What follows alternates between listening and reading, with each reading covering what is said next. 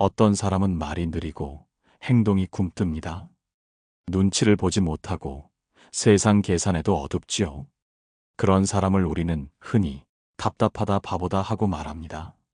하지만 부처님은 말씀하셨습니다. 지혜로운 이는 말을 아끼고 성내지 않으며 겸손히 머무는 사람이다. 그가 세상에 어울리지 않아 보일지라도 그 속에는 맑은 마음이 숨어 있습니다. 세상은 빠릅니다. 눈앞의 이익을 재고 순간의 반응으로 사람을 평가하지요. 그러다 보니 느린 이들의 진심은 종종 보이지 않습니다. 그들은 자신을 내세우지 않기에 빛이 나기까지 시간이 필요합니다. 한 제자가 부처님께 물었습니다.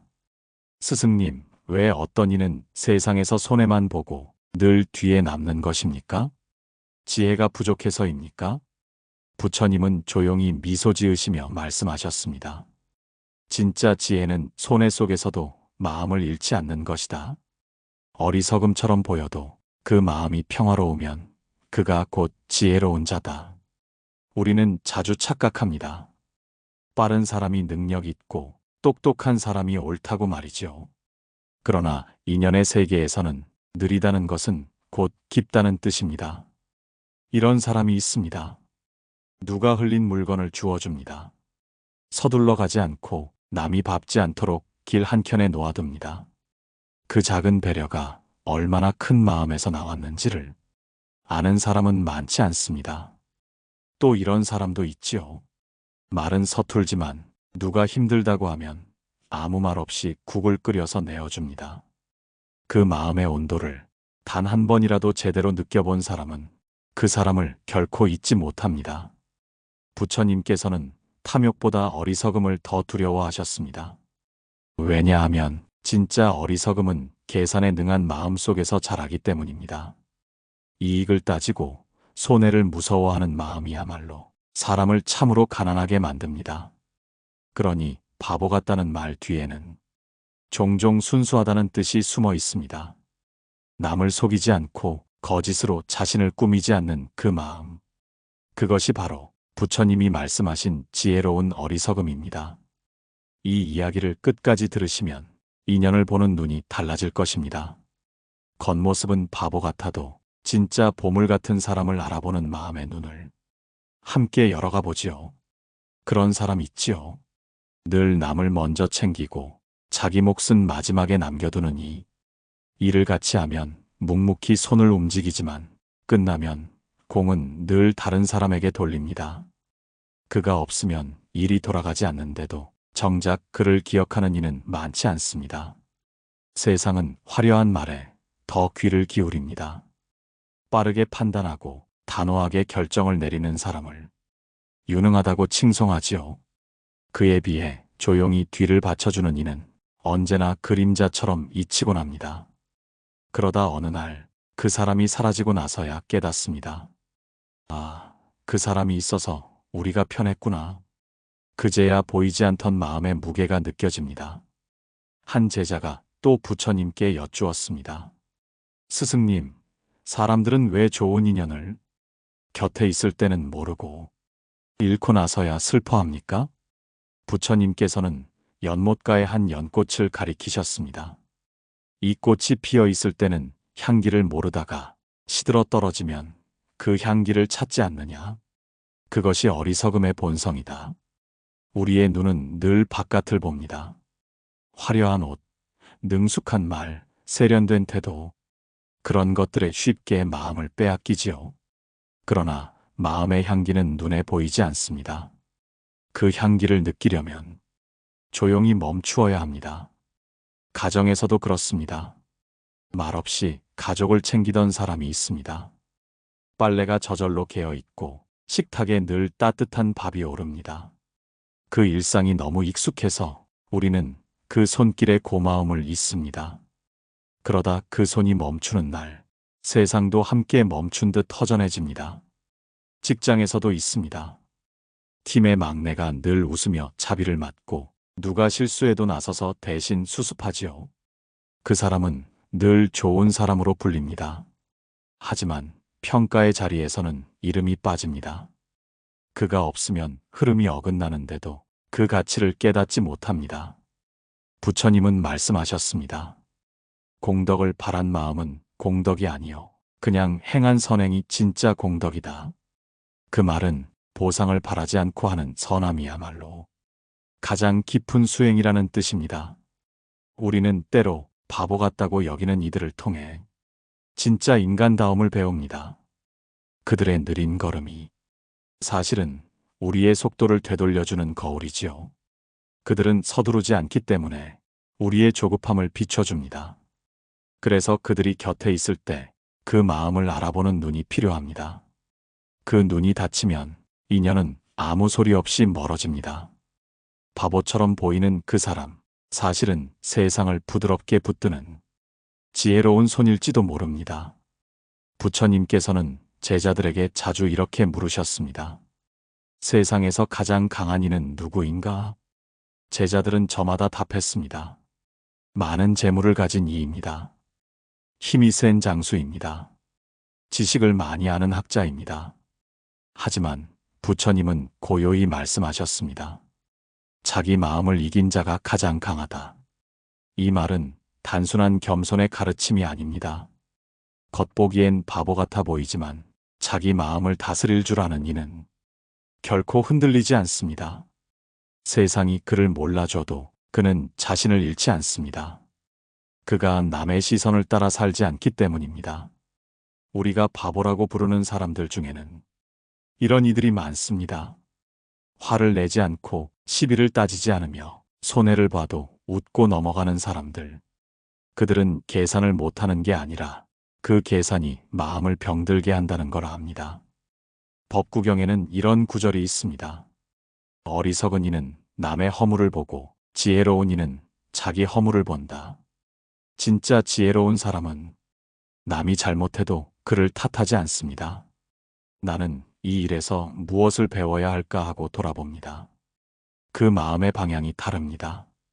세상은 빠른 판단을 요구합니다. 이익인지 손해인지 가까이 할지 멀리 할지 눈앞의 잣대로 재단합니다. 그러나 부처님은 그 잣대를 내려놓으라 하셨습니다. 모든 것은 인연으로 오고 인연으로 간다. 오늘 손해보는 일처럼 보여도 그 속에는 내 업이 녹아 있습니다. 그 업을 원망하지 않고 그저 받아들이는 마음이 가장 큰 수행입니다. 생각해 보십시오. 화를 내면 순간은 시원하지만 그 불길은 내 안을 태웁니다. 남을 이기면 자존심은 높아지지만 그 높이만큼 외로움도 따라옵니다. 반대로 양보하고 침묵한 이는 마음이 편합니다. 비록 세상은 그를 미련하다고 부르지만 그 평안은 돈으로 살 수 없습니다. 한 노승이 제자에게 이런 말을 했습니다. 사람이 너를 바보라 부르면 그 소리를 듣고 화내지 말라. 그 말이 내 마음을 흔든다면 그 바보가 바로 너다. 그 말은 곧 남의 평가에 끌려다니지 말라는 가르침입니다. 진짜 자유는 세상이 뭐라 하든 내 마음이 고요한 데서 옵니다. 우리 주변에도 이런 사람이 있습니다. 누가 무례하게 말해도 그저 미소 짓느니 그는 속으로 이미 알고 있습니다. 그 사람도 자기 괴로움에 사로잡혀 있구나. 그 연민이 화보다 먼저 일어납니다. 그 마음이 바로 자비의 씨앗이죠. 그러니 바보 같다는 말은 세속의 눈이 만든 이름일 뿐입니다. 불교의 눈으로 보면 그는 업을 다스리는 지혜자입니다. 조용히 참으며 인연의 때를 기다리는 수행자입니다. 세상이 떠들썩할수록 그는 고요를 지킵니다. 세상이 경쟁할수록 그는 나눔을 택합니다. 그의 걸음은 느리지만 그 발자국이 닿은 곳마다 평화가 피어납니다. 한 마을에 그런 사람이 있었습니다. 이름은 동섭이라 했습니다. 젊을 때부터 마을의 심부름꾼 노릇을 자청했습니다. 남의 일이라도 도와달라 하면 밥 먹다 말고 뛰어나가던 사람이었죠. 비가 오면 우산을 들고 논뚝길을 지켰고 누가 장에 나가 물건을 흘리면 주인을 찾아 하루 종일 돌아다녔습니다. 사람들은 그를 두고 이렇게 말했습니다. 저 사람은 세상 물정도 모르고 남 좋은 일만 하다가 바보로 늙을 거야. 하지만 이상한 일입니다. 그가 있는 자리엔 언제나 평화가 있었습니다.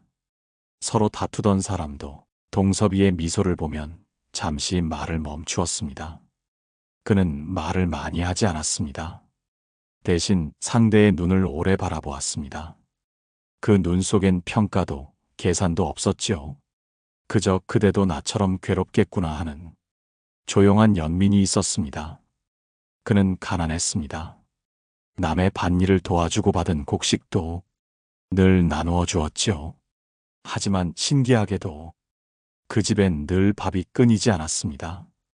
부처님께서 말씀하셨지요. 주는 이는 곧 받는 자다. 그 마음이 이미 복의 그릇이기 때문이다. 동섭이의 삶이 그 말씀의 증거였습니다. 세월이 흘러 그가 병들어 누웠을 때 마을 사람들이 돌아가며 간호했습니다. 그동안 그 사람이 우리에게 한 게 얼만데 누구도 시킨 이는 없었습니다. 그냥 자연스럽게 마음이 움직였던 것이죠. 그가 세상에서 얻은 것은 적었지만 그가 세상에 남긴 온기는 컸습니다. 이런 이야기도 있습니다. 한 여인이 있었습니다. 남편의 잦은 술주정에도 한마디 원망을 하지 않았지요. 마을 사람들은 그녀를 불쌍히 여겼습니다. 그렇게 참고만 사니 답답하지 않느냐? 그러나 그녀는 조용히 말했습니다. 그 사람도 괴로운 마음이 있으니 그 술에 기대는 거겠지요. 그녀의 마음은 연민이었습니다. 불쌍해서가 아니라 그도 나와 같은 중생이라 여겼던 것이지요. 그녀는 남편을 바꾸려 하지 않았습니다. 그저 자신이 흔들리지 않으려 노력했습니다. 결국 남편은 어느 날 술잔을 내려놓고 그녀에게 이렇게 말했습니다. 내가 잘못했네. 당신처럼 참을 수 있는 사람은 없네. 겉으로 보면 그녀는 남편에게 눌려 사는 바보처럼 보였을지 모릅니다. 하지만 그 침묵 속엔 참된 용기가 있었습니다. 부처님은 말씀하셨습니다. 참을 이는 가장 큰 힘이다. 그 힘이 없는 이는 늘 싸움 속에 산다. 이 두 사람의 이야기는 겉모습의 어리석음이 실은 마음의 큰 지혜로 바뀔 수 있음을 보여줍니다. 그들은 다투지 않았고 세상을 설득하려 들지 않았습니다. 그저 자신이 평화로워야 세상이 조금이라도 고요해진다는 걸 몸으로 알고 있었지요. 우리 주변에도 이런 사람들이 있습니다. 매일 마주쳐도 존재감이 약한 이들, 그러나 그들이 자리를 비우면 공기가 달라지는 그런 사람들 말입니다. 그들이야말로 업의 흐름을 부드럽게 바꾸는 이들입니다. 그들의 마음에는 나는 옳다는 생각이 없습니다. 옳음보다 평화를 택한 사람들이지요. 세상은 그런 마음을 쉽게 알아보지 못합니다. 그래서 놓치고 뒤늦게 후회하게 되는 것입니다. 사람의 지혜에는 두 가지가 있습니다. 머리의 지혜와 마음의 지혜. 머리의 지혜는 세상을 이기는 법을 배우지만 마음의 지혜는 세상과 더불어 사는 법을 압니다. 부처님께서는 늘 말씀하셨습니다. 많이 배운 이는 지식을 지닌 자요. 자신을 아는 이는 지혜를 지닌 자다. 겉으로 똑똑한 이는 많습니다. 하지만 자신을 제대로 아는 사람은 드뭅니다. 그 차이가 바로 바보처럼 보이는 사람과 현명해 보이는 사람의 경계입니다.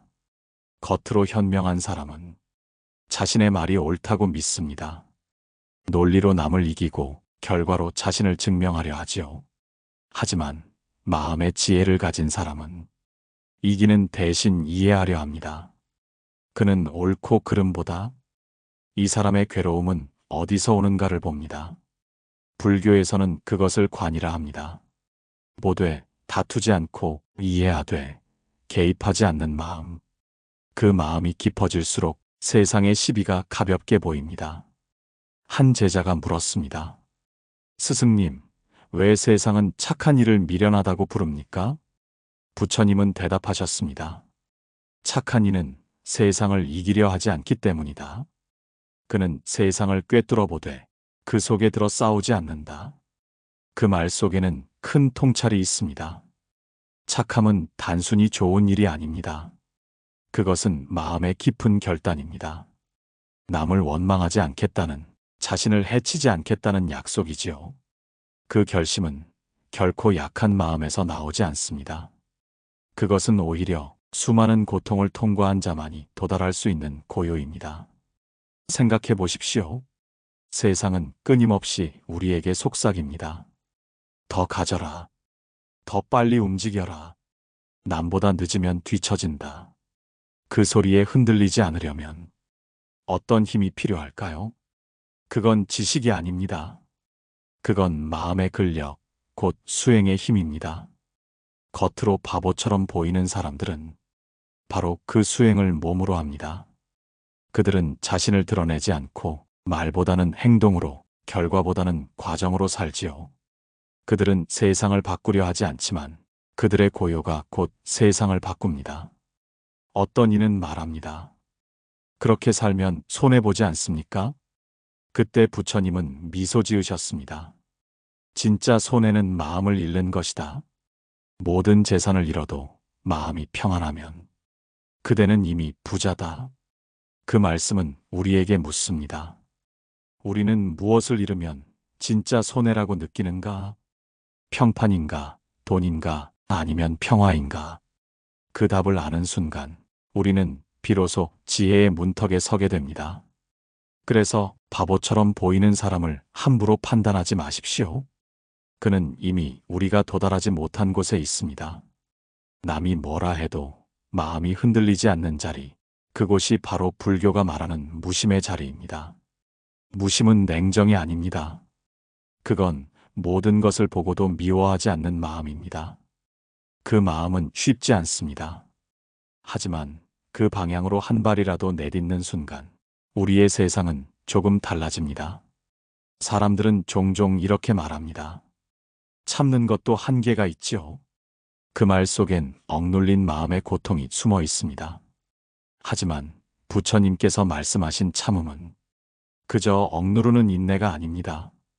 그것은 이미 자유로운 마음의 상태, 더 이상 반응하지 않아도 되는 고요의 자리입니다. 바보 같다고 불리는 사람들, 그들은 겉으로는 참는 듯 보이지만 사실은 이미 그 너머에 있습니다. 화를 억제하는 것이 아니라 화가 일어나지 않는 경지. 그들이 세상을 원망하지 않는 것은 세상이 바뀌어서가 아니라 그들의 마음이 먼저 바뀌었기 때문입니다. 부처님은 제자 아난에게 말씀하셨습니다. 누군가 그대를 모욕하거든 그 말이 바람이라 여기라. 바람은 몸에 닿되 마음을 상하게 하지 못한다. 그 말씀은 상처를 받지 않는 법을 가르치신 게 아닙니다. 상처를 마음에 머물게 하지 않는 법을 가르치신 것이죠. 2단계의 마음은 참으로 고요합니다. 말로 설명하기 어렵습니다. 그저 보고 듣고 느끼되 거기에 휩쓸리지 않습니다. 사람이 나를 욕하면 그의 고통을 보고 연민이 일어나고 사람이 나를 칭찬해도 그 말이 바람처럼 흘러갑니다. 그 경지는 억지가 아니라 자연입니다. 그들은 애써 착하게 굴지 않습니다. 그저 자신이 맑으면 세상도 그 맑음에 젖어듭니다. 그것이 바로 불교에서 말하는 자비의 작용입니다. 이런 사람을 우리는 종종 놓칩니다. 그는 화려하지 않습니다. 목소리도 크지 않습니다. 하지만 그와 함께 있으면 이상하게도 마음이 편해집니다. 그의 말 한마디가 아닌 그의 존재 전체가 위로가 되기 때문입니다. 그는 인연을 강제로 붙잡지 않습니다. 오는 인연은 맞이하고 가는 인연은 놓아줍니다. 그 자연스러움 속에 지혜가 깃듭니다. 부처님은 이렇게 말씀하셨습니다. 그대가 잡으려 하면 고통이 생기고 놓아주면 평화가 온다. 놓아준다는 것은 포기가 아닙니다. 그건 이제는 더 이상 마음을 얽지 않겠다는 선언입니다. 그 선언이야말로 진짜 강한 사람만이 할 수 있는 결단입니다. 바보처럼 보이는 그 사람, 사실은 그 선언을 매일 하는 사람입니다. 말없이 조용히 자신과의 싸움 속에서요. 2단계에 이르면 그는 남의 잘못을 탓하지 않습니다. 그럴 수도 있지. 그 사람도 괴로웠겠지. 이 한마디로 마음을 덮습니다. 그 덮음이야말로 자비의 완성입니다. 그는 용서하려 애쓰지 않습니다. 이미 미워할 이유가 사라졌기 때문입니다. 그래서 그는 세상 속에 있으면서도 세상에 물들지 않습니다. 그가 하는 일은 평범하지만 그 마음은 이미 수행자의 마음이지요. 웃을 때 맑고 침묵할 때 따뜻합니다. 그는 스스로를 내세우지 않기에 빛은 조용히 퍼져갑니다. 이 마음의 자리에서는 더 이상 옳고 그름이 없습니다. 다만 인연만이 있을 뿐입니다. 그 인연이 맺히면 만나고 다하면 흩어집니다. 그 단순한 이치를 받아들이는 순간 모든 괴로움은 그 자리에서 녹아내립니다. 그렇게 살아가는 사람, 겉으로 보면 바보처럼 보이지만 그는 이미 깨달음의 문턱에 서 있습니다. 그의 눈빛엔 두려움이 없고 그의 걸음엔 급함이 없습니다. 그는 다만 오늘 하루를 있는 그대로 살아갑니다. 세상은 여전히 빠르게 흘러갑니다. 사람들은 앞다투어 달리고 더 높이 오르려 애쓰지요. 그러나 부처님께서는 조용히 걸으셨습니다. 그 걸음엔 서두름도 과시도 없었습니다. 그저 지금 이 자리에 흙을 밟고 바람을 느끼며 그 속에서 마음을 비추셨습니다. 우리는 그 걸음의 뜻을 자주 잊습니다. 빨리 가야 성공이라 믿고 남보다 뒤처지면 실패라 여깁니다. 그러나 인연의 세상에서는 늦음도 실패도 없습니다. 다만 각자의 속도로 피어나는 깨달음만이 있을 뿐이지요. 바보 같다는 말을 듣는 사람은 사실은 가장 자신답게 살아가는 사람입니다. 남의 시선에 흔들리지 않고 남의 칭찬에 들뜨지 않고 남의 비난에 무너지지 않습니다. 그는 다만 묵묵히 자신이 옳다고 믿는 길을 갑니다. 그 마음이 바로 불교가 말하는 중도의 마음입니다. 한쪽으로 기울지 않고 모든 인연을 고르게 바라보는 눈. 그 눈으로 세상을 보면 미움도 질투도 비교도 사라집니다. 우리가 진짜 놓치지 말아야 할 사람은 세상을 이기는 사람이 아니라 세상을 품을 줄 아는 사람입니다. 그는 싸우지 않고 이기며 말하지 않아도 가르치고 조용히 머물며 세상을 따뜻하게 만듭니다. 그와 함께 있으면 마음이 편해지고 자신이 조금 더 부드러워지는 느낌이 듭니다. 그것이 바로 수행자의 향기입니다. 그 향기는 말로 전해지지 않습니다. 그저 곁에 있을 때 내 마음이 편안해지는 것으로 전해집니다. 그러니 부디 기억하십시오. 바보 같다고 여겨지는 그 사람을 함부로 판단하지 마십시오. 그는 세상을 부드럽게 만드는 숨은 스승일 수 있습니다. 그의 느림이 우리의 조급함을 씻어내고 그의 침묵이 우리의 시끄러운 마음을 비춰줍니다. 법구경의 한 구절이 떠오릅니다. 어리석은 자는 남을 탓하며 괴로워하고 지혜로운 자는 자신을 보며 고요해진다. 그 고요한 자가 바로 오늘 우리가 바보라 불렀던 사람입니다. 지혜는 멀리 있지 않습니다. 조용히 마음을 들여다보는 순간 그 바보 같던 이의 얼굴이 떠오를 것입니다. 그 사람의 선함, 느림, 미소가 우리 안에서 하나의 가르침으로 남을 것입니다. 오늘 하루 그 사람을 떠올리며 마음속으로 이렇게 되뇌어 보십시오. 나는 오늘 조금 더 천천히 걷겠다. 조금 덜 말하되 더 깊이 보겠다. 조금 손해보더라도 마음은 잃지 않겠다. 그 한마디가 부처님의 가르침을 삶으로 옮기는 첫 걸음이 됩니다. 그리고 그 걸음이 쌓이면 우리 또한 누군가의 마음속에 조용한 향기로 남게 되겠지요. 시청해 주셔서 감사합니다. 고요한 울림이었습니다.